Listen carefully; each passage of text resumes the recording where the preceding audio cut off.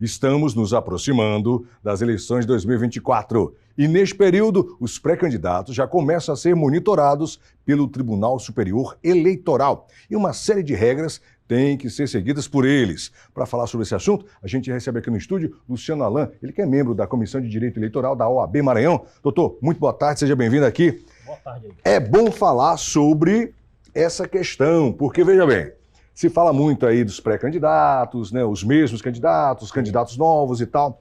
E eu pergunto ao senhor, é importante seguir, porque quem não seguir a lei pode comprometer a sua candidatura, não é isso? Pode, com certeza. Recente mudança na legislação diminuiu o tempo de campanha para 45 dias, mas em contrapartida aumentou as possibilidades de exposição dos pré-candidatos. Então aquilo que era proibido antes dessa mudança, como por exemplo fazer pré-campanha, era completamente proibido. Passou a ser permitido dentro de alguns limites. Então hoje o pré-candidato ele pode fazer caminhadas, ele pode fazer reuniões, fazer algumas visitas, desde que ele não faça pedido explícito de voto. Então ele tem menos tempo de campanha oficial, 45 dias, mas por exemplo, a partir de hoje ele já pode fazer a pré-campanha dele. Mesmo obedecendo à legislação, mesmo sendo pré-candidato. Ele pode falar das virtudes dele. Se ele já ocupou um cargo público, ele pode falar o que ele fez. Pode conceder entrevista na televisão? Pode. Até determinada data do calendário eleitoral. Ah, entendi. Não pode falar, vota em mim. Não. Ele nem sabe qual é o número dele. Não pode. Nem vota em mim e nem utilizar o que o TSE chama de palavras mágicas. Por exemplo, conto com você, lembre de mim, aquilo que busca burlar a legislação, né? De forma geral, eles obedecem isso? É o medo de se comprometer? Sim, sim. Na verdade, eles recorrem muito às assessorias jurídicas. Né? Então, os advogados militantes da área, todos os dias recebem uma série de questionamentos acerca da postura do pré-candidato, né? Nesse período, para que eles consigam andar ali direitinho na linha e não ficarem sujeitos às penalidades da lei, como principalmente multa. Agora, doutor, é uma linha tênue, né? Entre conceder entrevistas, fazer caminhadas e não pedir voto. Porque, na verdade, no fundo, mas não pode ser. A intenção é essa, né? A intenção é essa. Já caminhar, já que o período eleitoral mesmo da campanha é muito curto. Porque antes era bem mais tempo, 90 né? dias. 90 dias, agora 45 são 45 o quê? dias. Quantos dias a menos? São 45 a menos, né? Menos, ficou pela metade. Ficou de 16 inclusive na televisão, de outubro, no rádio também. Também. Né? Essa questão. Por isso eu pergunto também ao senhor, e com relação à internet? Porque assim, há algum tempo a internet não existia, depois passou a existir, agora é muito presente na vida da gente. Tem a tal da fake news, que também às vezes pode ajudar ou derrotar um candidato. Como é que é esse tratamento dos candidatos, dos seus advogados com relação à internet também, que pode ou levantar ou derrubar alguém? Da mesma forma, se ele utiliza com frequência as redes sociais, e hoje a gente sabe que é o principal meio de comunicação, ele deve também obedecer aos limites da lei. Ele pode fazer, por exemplo, lives até determinada data, até o início oficial da campanha.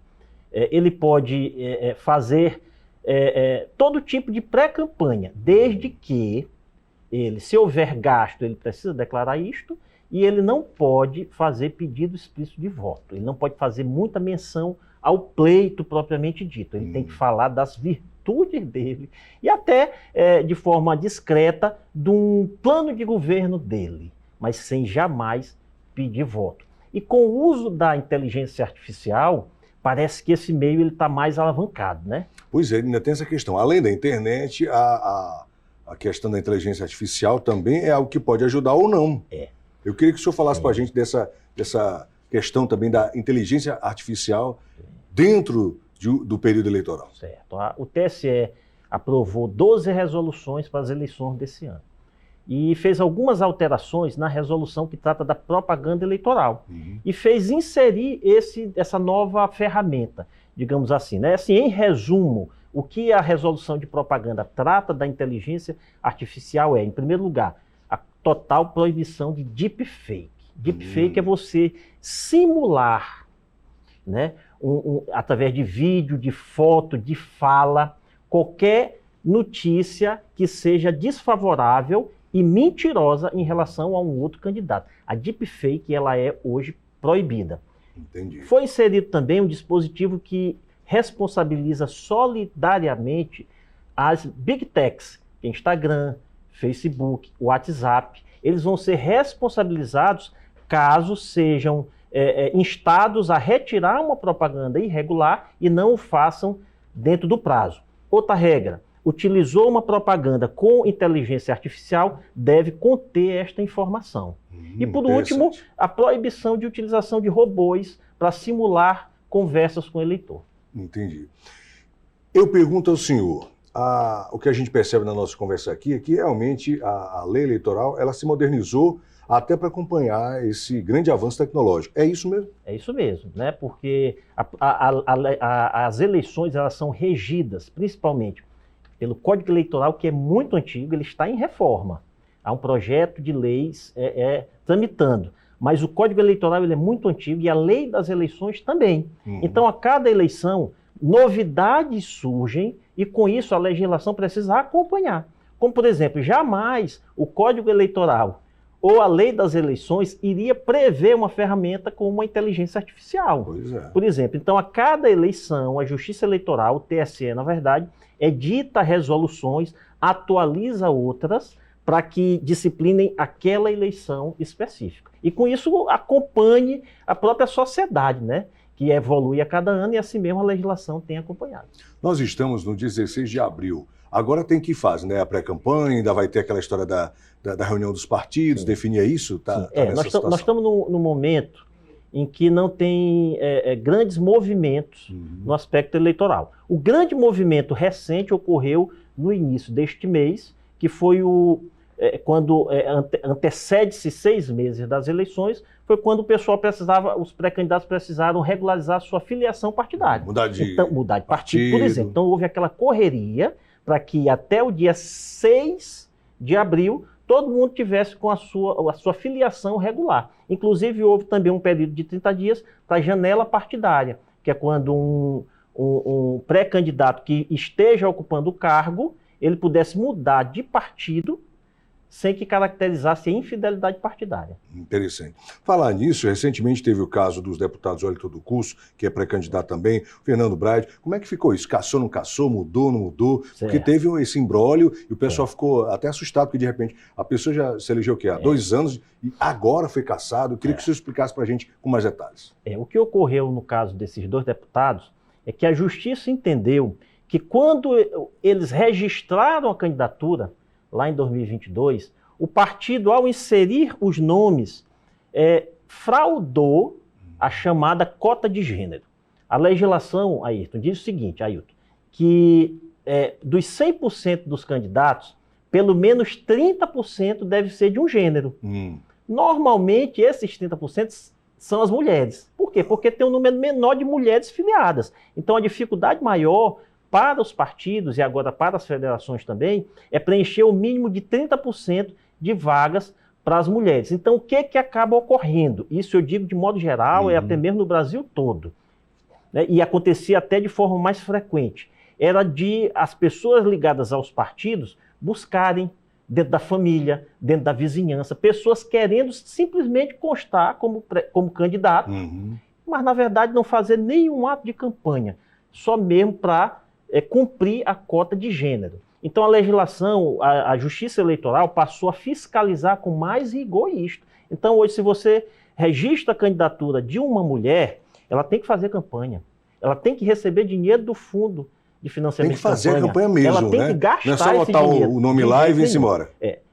Senão ela pode ser caracterizada como uma candidata laranja. Mas isso existiu? Existiu. Muito. Sim, demais. Né? Hoje em dia, assim como com a propaganda, os partidos também estão muito cuidadosos, cautelosos em relação a isso.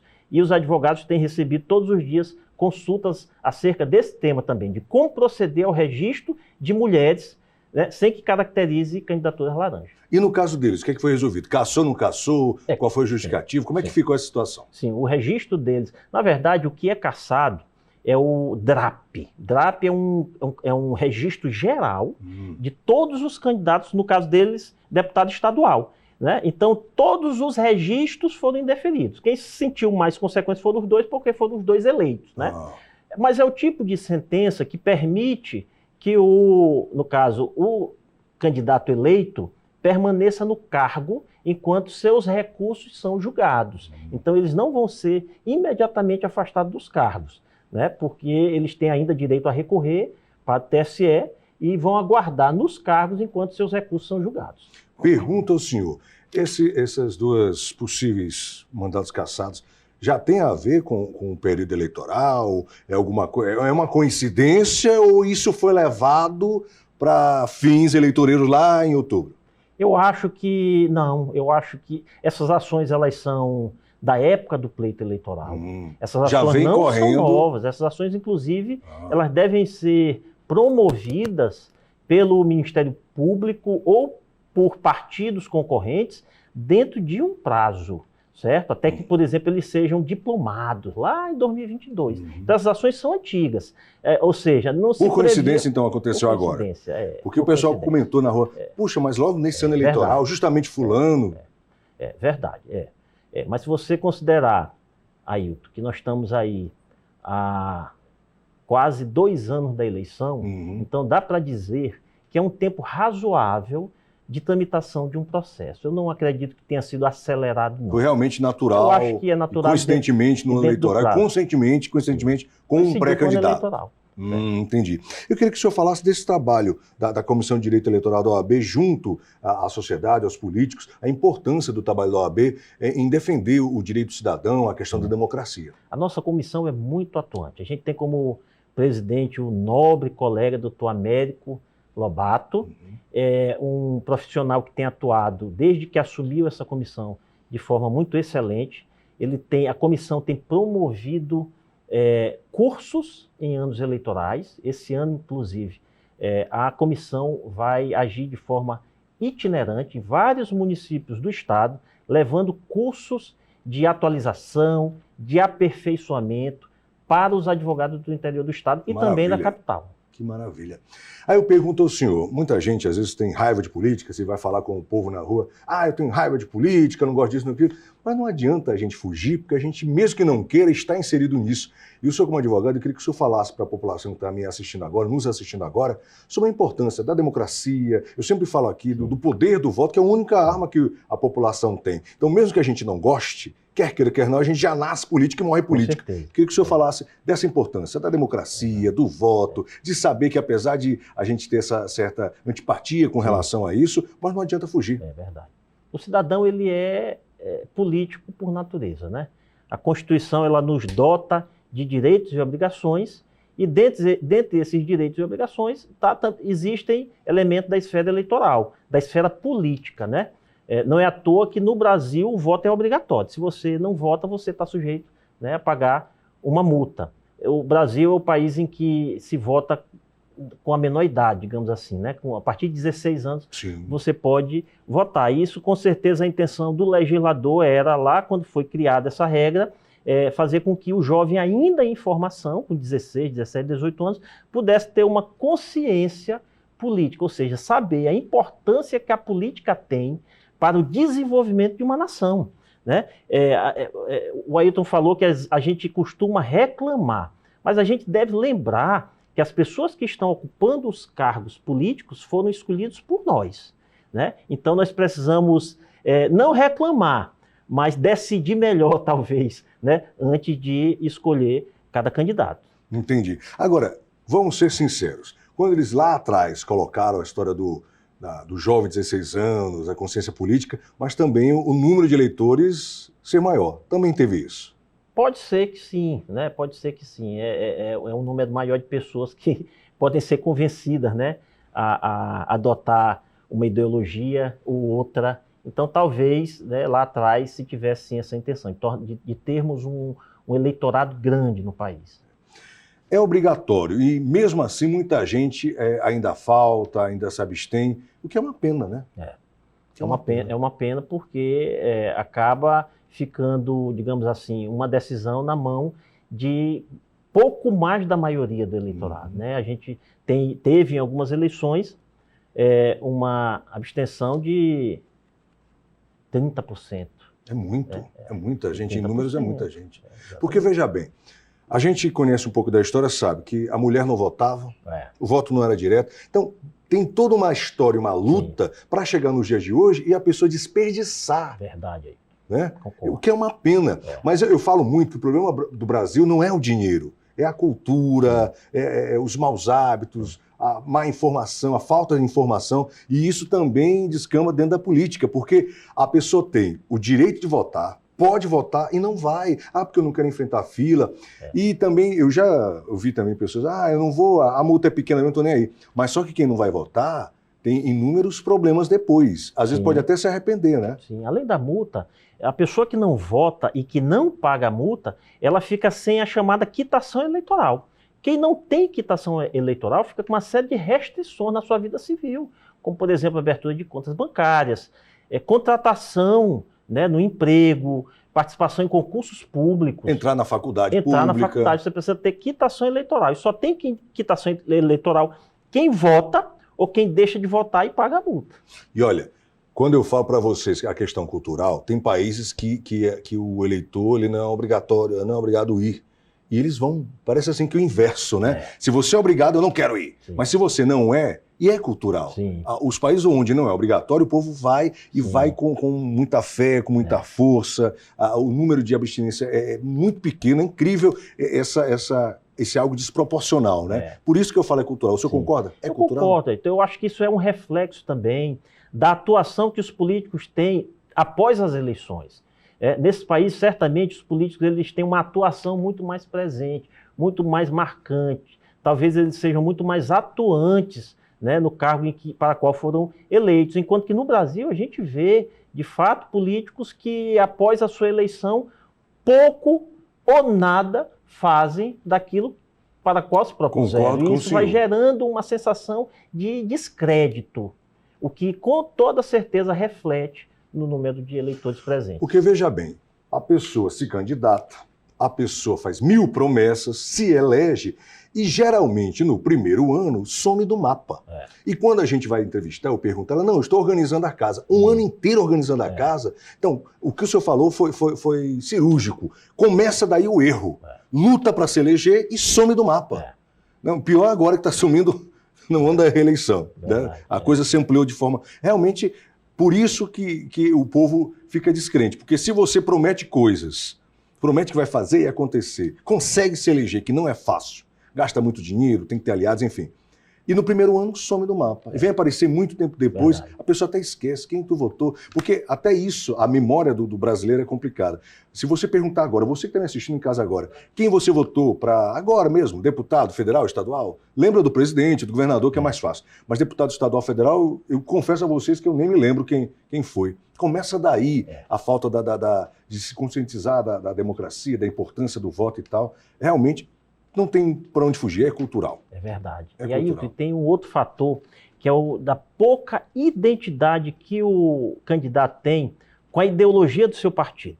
Então, muitas das vezes o eleitor ele escolhe um candidato pela sigla, pela legenda. PT, PL, PSDB, qualquer que seja o partido.